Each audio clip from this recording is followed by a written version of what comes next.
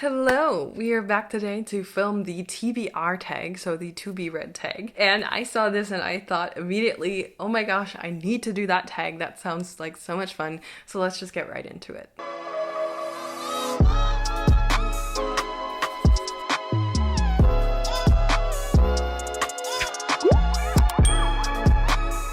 So the first question on the list, I will put the questions down in the description box, but the first question is, how do you keep track of your TBR pile? So I have two ways to keep track. So one, there's literally a pile, and that pile is always in my nightstand. So I have books that I have not read in my nightstand, and the books that I plan to read in that month, so the books that I show in like my monthly TBRs, they are on my nightstand, so I can just grab the book off of it right away. The other half of my TBR is actually planned in Notion, and I love Notion. If you are interested in seeing my Notion on how I do everything with books, then let me know, then I'll show you that. But I have all the books in there, and I also have them sorted in general interests, like to be read.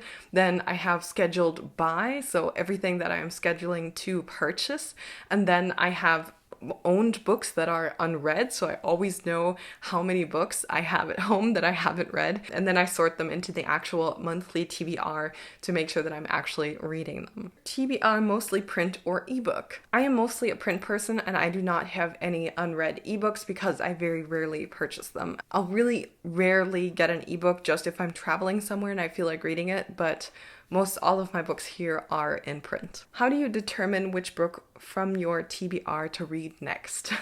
This I find very difficult, and it's basically just a mood thing. So like I said, I have all of my physical TBRs and the ones that I plan to read in that month on a stack on my nightstand.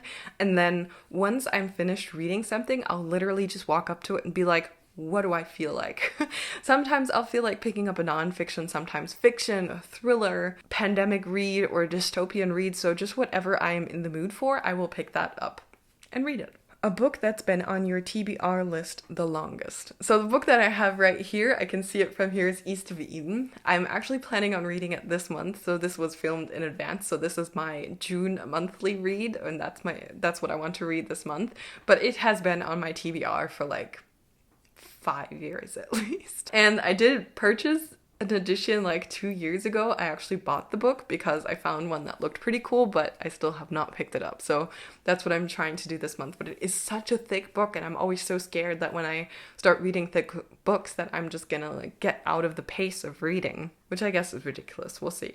A book you recently added to your TBR. Oh, I think I know which one. This one is actually on my Book of the Month TBR. So on Book of the Month, that subscription service, you can have your own little TBR list, and I'll always have a look at my Notion TBR and then see which copies or which books are also in Book of the Month, because you get really good value for the Book of the Month books. The book that I saw there and added was The Other Black Girl by Zakia Dalila Harris. I hope I'm pronouncing that correctly, but it just looked so cool. The cover looked really cool. I just saw it on Book of the Month, and the cover just looked really cool. The story sounded really interesting, and so I was like, I'm putting that on my TBR.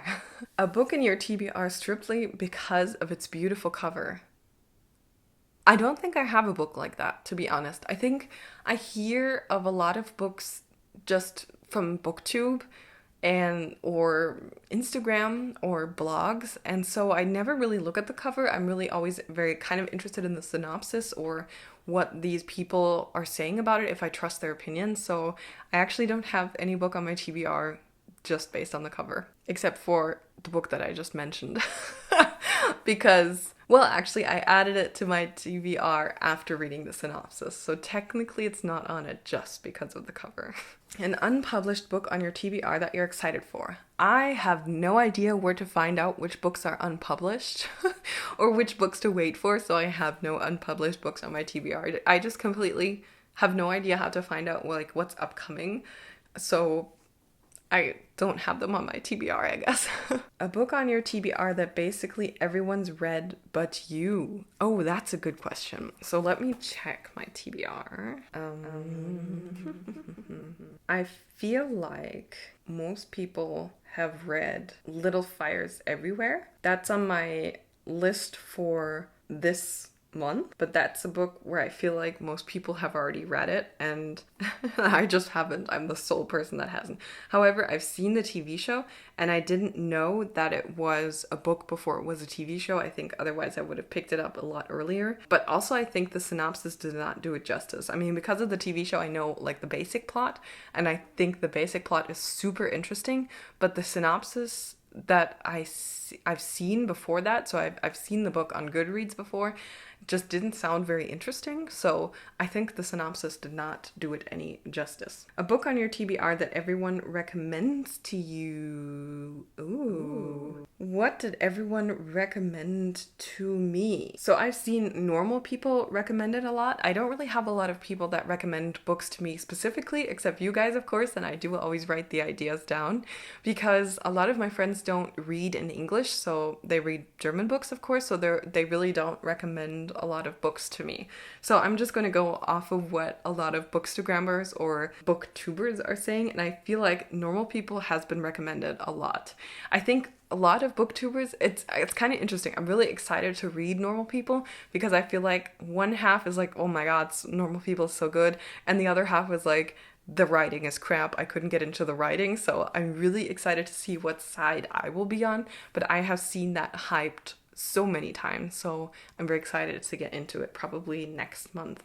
I just got the physical copy, so it's now actually in my nightstand in that little door. A book on your TBR that you're dying to read. That would be Such a Fun Age.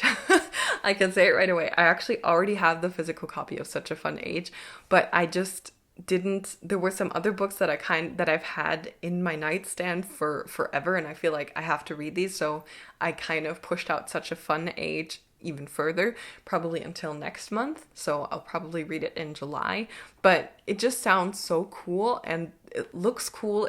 I'm just super interested to see what happens in Such a Fun Age, so that's why I'm really excited for that read, and that is something that is still in my nightstand. So the last question is, how many books are on your TBR shelf? So on my physical shelf, 6, 7, 8, 9, 10, 11, 12, 13, 14. 14. And yes, that's not a lot. Actually, I've been really good about reading the books that I have on hand. Last year, I kind of tried to challenge myself to read everything that I had at home, and I did. I mostly read all of the things that I had and owned, except for like the really aspirational lifetime reads of like Marcel Proust.